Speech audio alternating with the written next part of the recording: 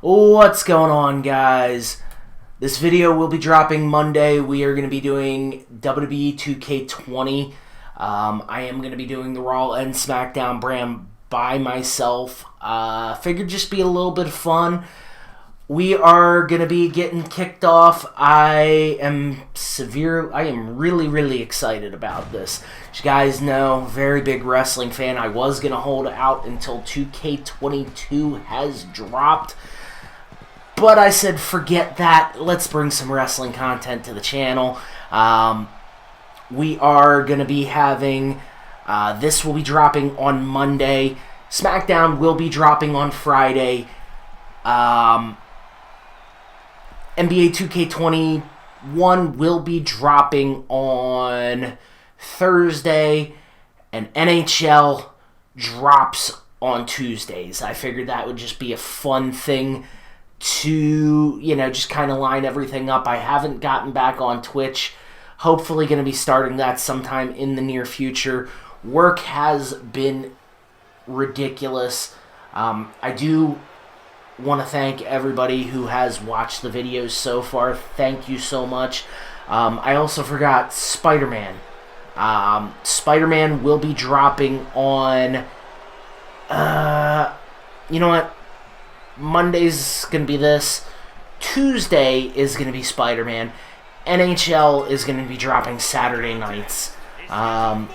Recording on a Saturday to kind of do the best that I can to bring as much content as I can. I have not watched Monday Night Raw in... It's funny, guys. I turn it on for like a half hour, and this is not me knocking the product, anything like that. I generally just fall asleep by 8:30, 9 o'clock, which wasn't like that back in the day, so just a little crazy. As you guys can see on the screen, first match of the evening is going to be former WWE champion Drew McIntyre versus Baron Corbin. I am not going to be editing the rosters. Maybe at some point I will add different people to the rosters and, maybe move Matt Riddle to a brand. Move, add John Morrison's going to get added at some point. And he's going to be on the Raw brand. Add Damian Priest Raw brand. I'm going to try and do my best with this. I do notice that a lot of times when you add a lot of creative characters to the... to your universe mode, it does tend to crash the game. And I really am not a big fan of that. I know, like, when I was doing the WCW was, it was great. I had a lot of fun doing it, but the problem was the game crashed way too much, so decided to go with a little bit more linear. There's some good people there's some guys that I like in the current product. I watch it. I am wearing I got it from Pro Wrestling Tees, a Drew McIntyre, Drew Galloway shirt. I'm a big fan of his, big fan of Bobby Lashley. I thought the biggest mistake was breaking up the Hurt Business. Just made no goddamn sense to me. And it made no sense because they were one of the hottest acts on TV. That's a lot of times, with Raw, I'd tune in for Drew. I would tune in for the Hurt Business. Surprisingly, guilty pleasure of mine was turning in on Raw for Retribution. I kind of wanted to see where it was going. It was bad, and it was... I like Mustafa Ali. I think he's a hell of a worker. I thought he actually showed some charisma with the character. It was just... the retribution thing was just kind of silly. You take a guy like Donovan Dijakovic or Donovan Dijax when he was in Ring of Honor, and you pretty much put him in a goofy mask. You put I forgot what T-Bar's name was in Dio Madden, who I believe Dio Madden was a former NFL player. So, like, he's got the athletic background. You had Shane Thorne, who is a really good worker. He kind of got...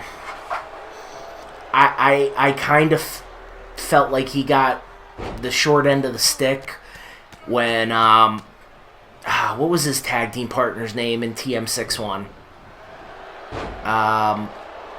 It's slipping my mind.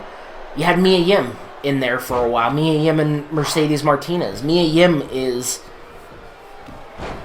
I love Mia Yim. She's... A lot of times I was watching her in NXT. I remember she was in the Dollhouse with Taryn Terrell and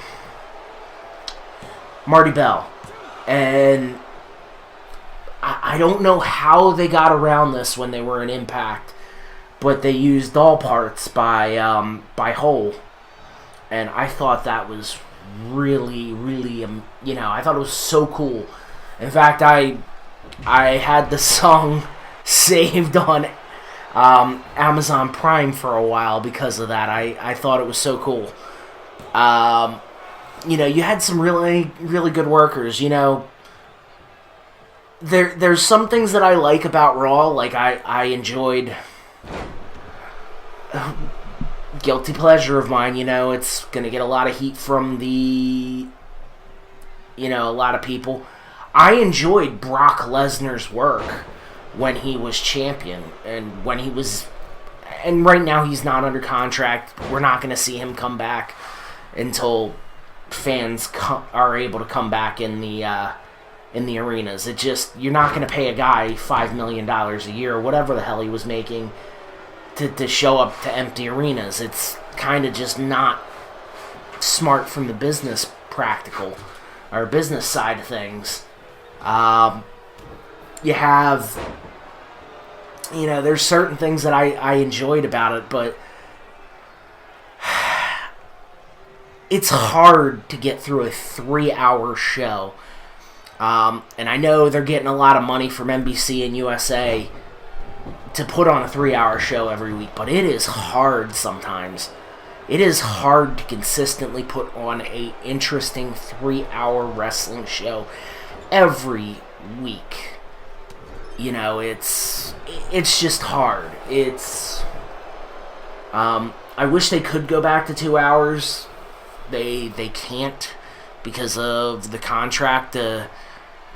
WWE's doing better rate, and I was listening to the replay of Busted Open on Sirius this morning while I was working. Listening to the replay of Friday's episode, they had Justin LaBar on, and he made the point that if if they did scale it back to 2 hours, WWE is going to do better. WWE in that third hour is going to do better than some rerun of, let's say, Law and Order, because it seems like Law and Order is always on USA, besides WWE or some movie from 10 years ago. It's going to do better ratings, so I get it. I do get it. Bray Wyatt, surprisingly, I really enjoyed the Bray Wyatt Alexa Bliss thing with Randy Orton. I felt like that was one of the better builds to a feud that we've had in a long time. The long-term payoff, because they've been feuding since, I want to say, before the Royal Rumble. And, you know, Bray Wyatt disappeared for a little bit. He was crispy. Crispy Fiend is there was a joke going around, Crispy Fiend. Thought it would have been cool to see, but not really. The Fiend was one of the better characters. I enjoy I love NXT. I'm still pissed off that they broke up one of the best acts in all of NXT in the Undisputed Era. Although it's really cool to see Kyle O'Reilly finally get to show his personality at a full-time level. I think it's great. It's awesome. Although I kind of wish he... I wish that he would have went the less Orange Cassidy route. That would have been great. Thank you very much. Again, this is kind of just freeform. This is just going to be me talking about wrestling. Please, if you're enjoying, you want to talk wrestling, leave a comment down below. Be more than happy to discuss wrestling with you. This is kind of just a freeform thing for me, as opposed to my NHL and my NBA and the Spider-Man. Let's have some fun with this. I've been watching wrestling since I was, I want to say either late 97, early 98. So, 22 years. Yeah, 22 years. I feel like I've got a pretty good, grasp. I like what I like. I don't really criticize unless it's really, really bad. Like the Shawn Michaels God thing. And I'm not religious whatsoever. I'm just not religious, but that was just kind of...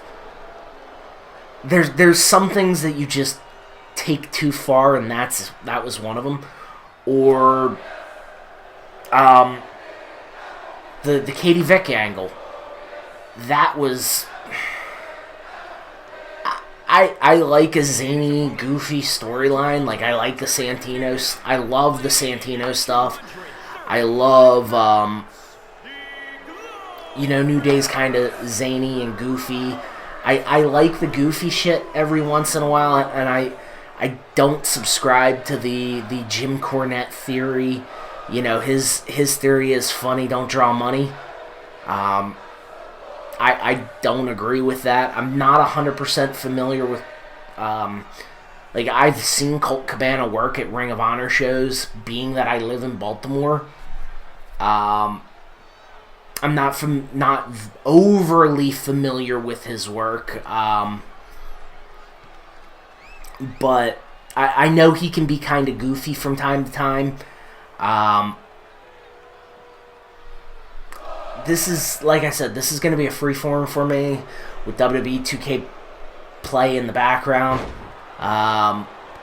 Just kind of fun to shoot the shit.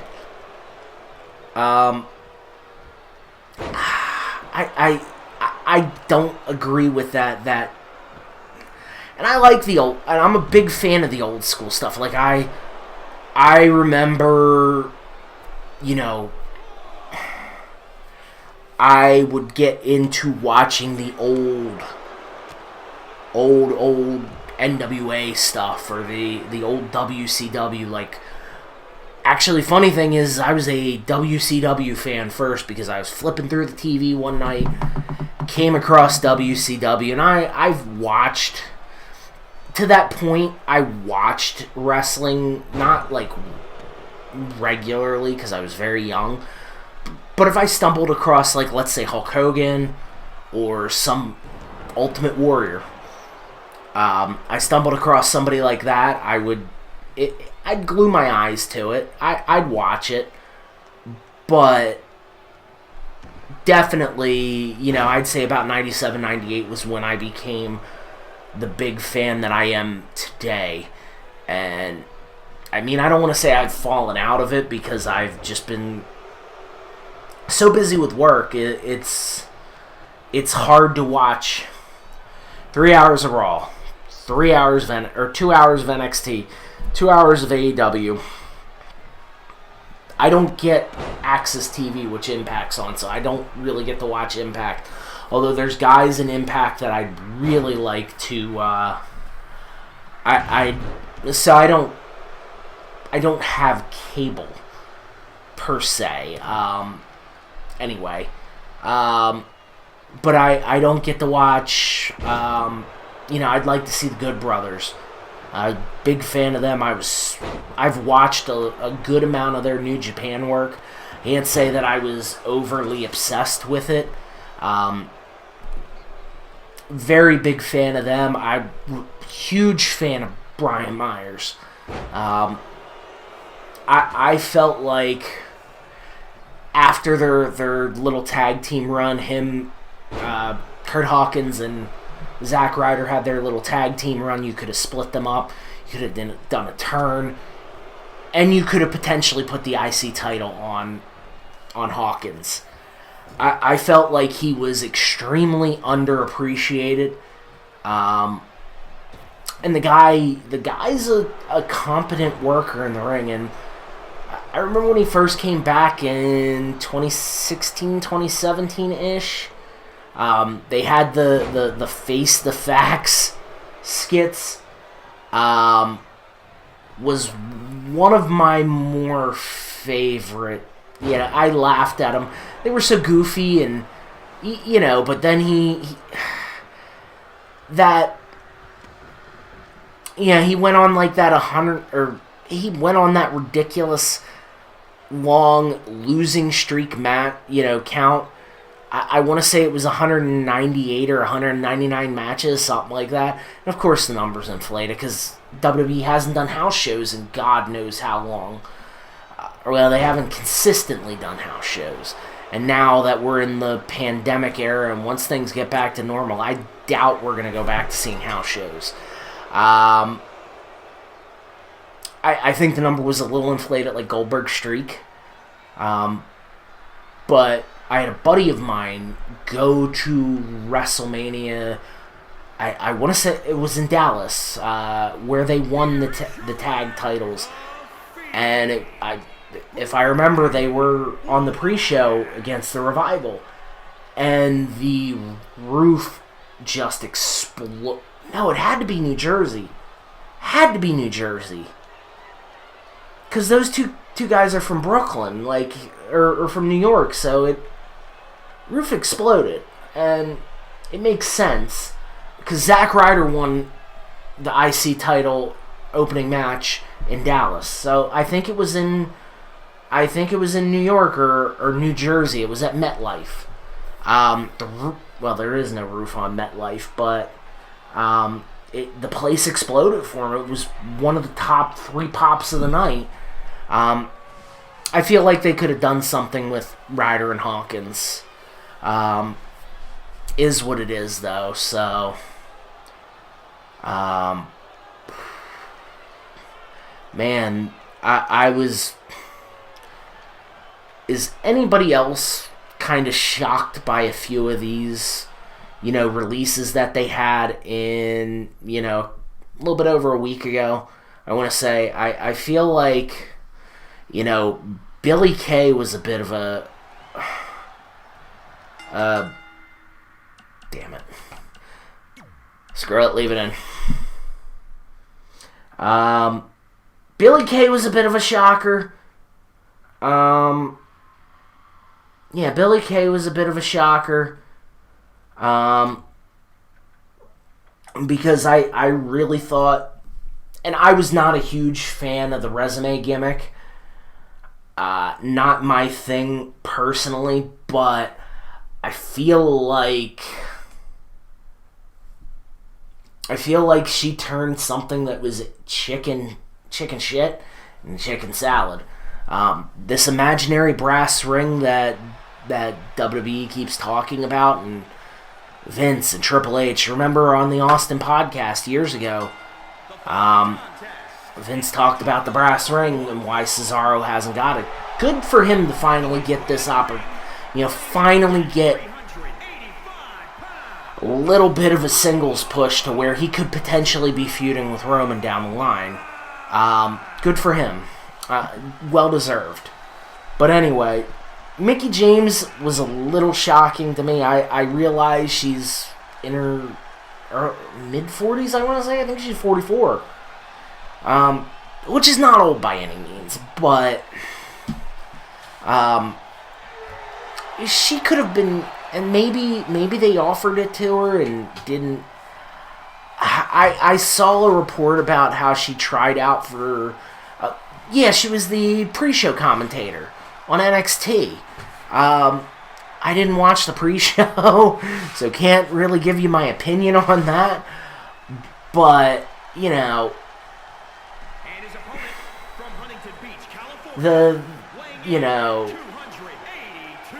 I'd imagine she's good, like, she was good at it, like, or she was at least, decent. I thought she'd work wonders with as a trainer to help some of these women. I mean, I thought she'd be a real big asset that way. The whole trash bag thing, really don't feel like talking about that. That's...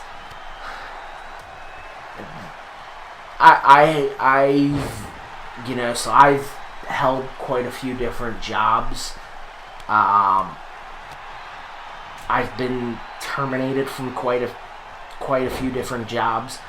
I've literally been handed a trash bag and told to collect my shit in 10 minutes or less and get the fuck off the property. So, nothing, I'm not defending WWE. I don't think it's right, but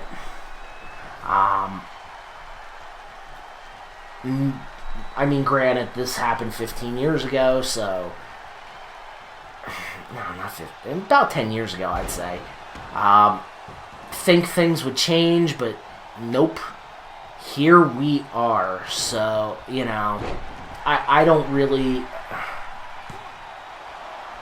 think there was malicious intent behind it. I think it. I listened to Mark Henry talk about it, and it was he put it best. Very sensitive subject. Very very. It's times like these you need to be a little bit more sensitive, and he doesn't think it was malicious intent, but I agree with that, but it wasn't right. So Samoa Joe was probably the biggest surprise in the releases. We had he was he just was Billy Kay was on WrestleMania. Billy Kay and I think Peyton Royce were both in that women's battle royal. So it's kind of shocking that they're both gone.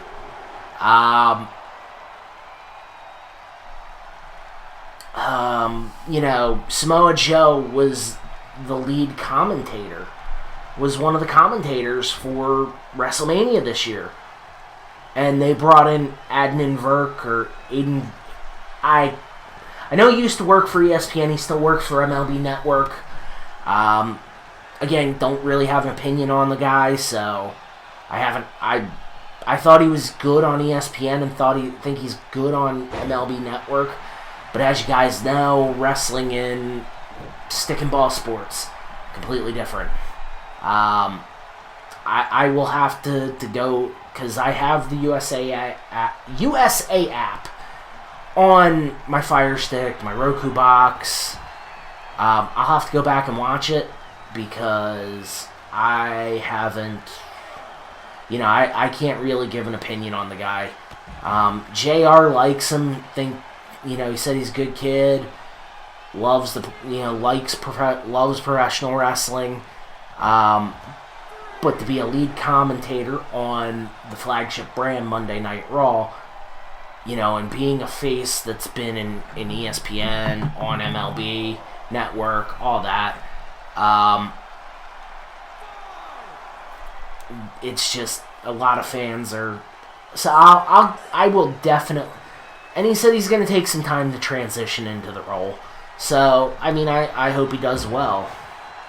Who else was the really big shocking? Nobody else really shocked. Kalisto kind of shocked me, although it seemed like he wanted out of Lucha House Party. They denied it a few times, but Metalik and Dorado still, they didn't have a problem still being in doing the Lucha House Party, because the merch, imagine they were making a lot of money on merch even if they weren't televised. So I imagine that, and then either get jobbed out, maybe win a couple matches, or be in that 24/7 title hunt.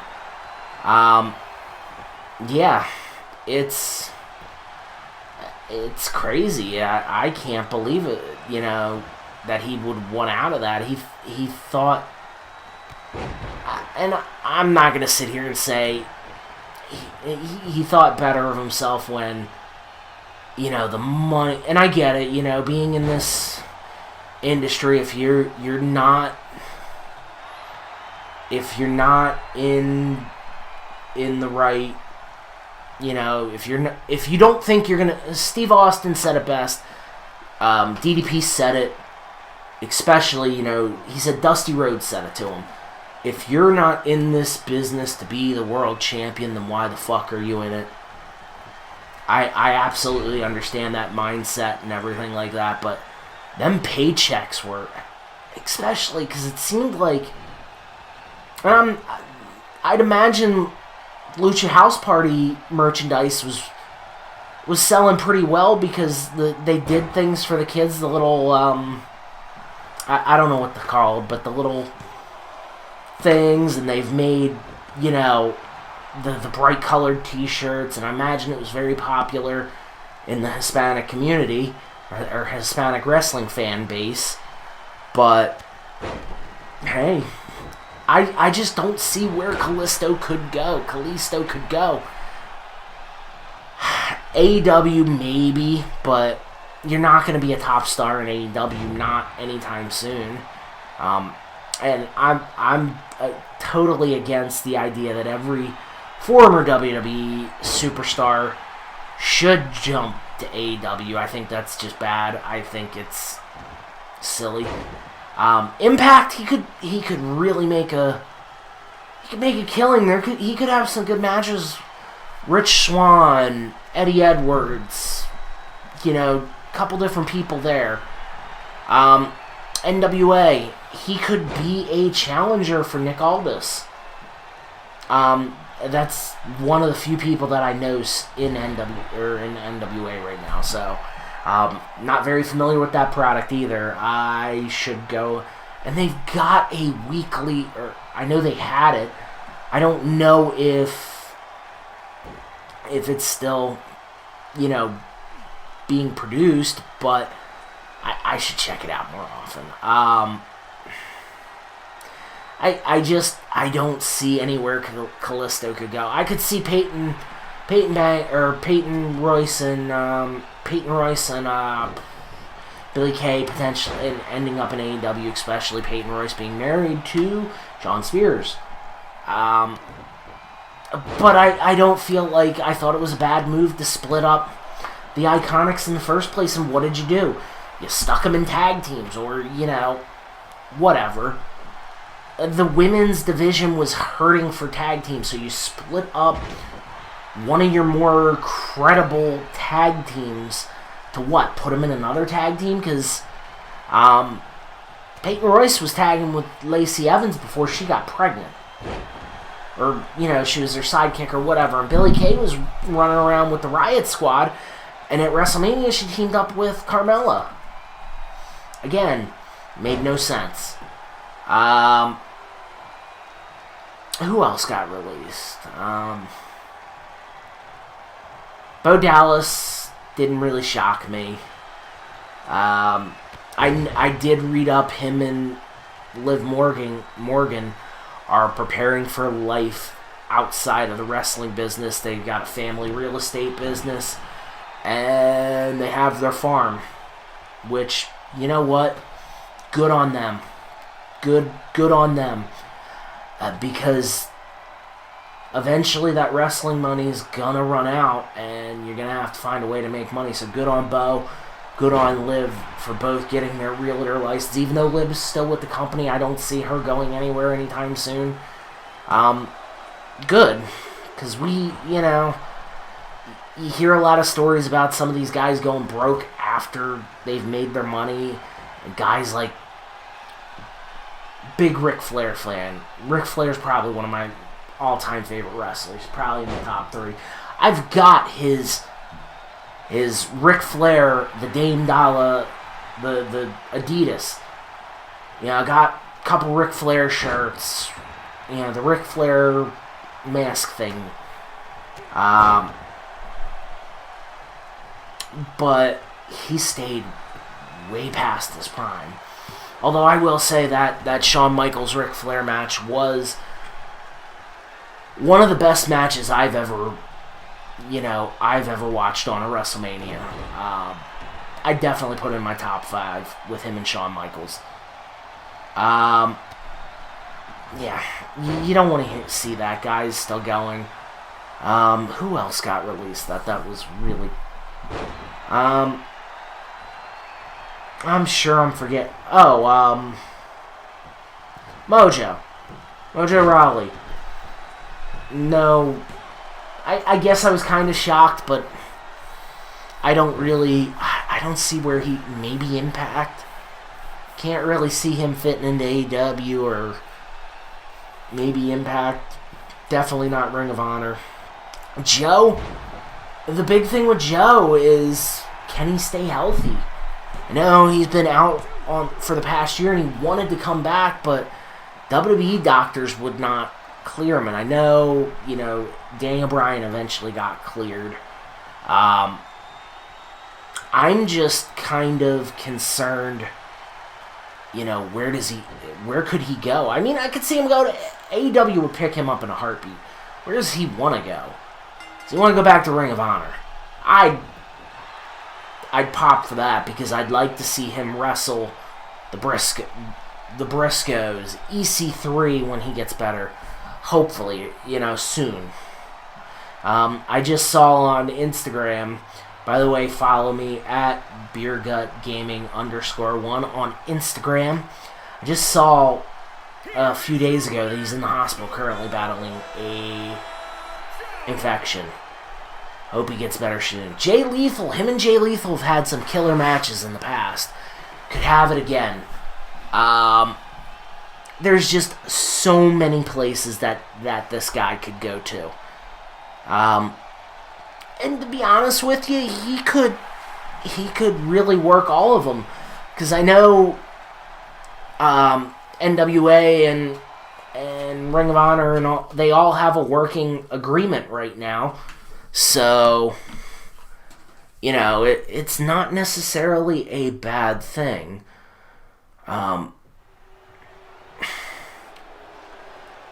I just...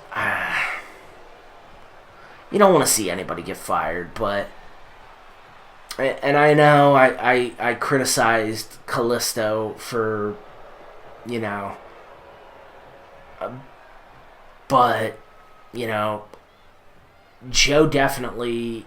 if Joe's not able to get cleared by WWE doctors, maybe can get cleared by his own doctor, go work somewhere else.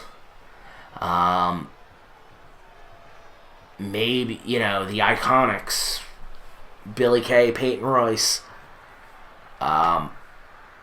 who knows with them? You know, they could reform. And I'd be all for that, personally. Just so much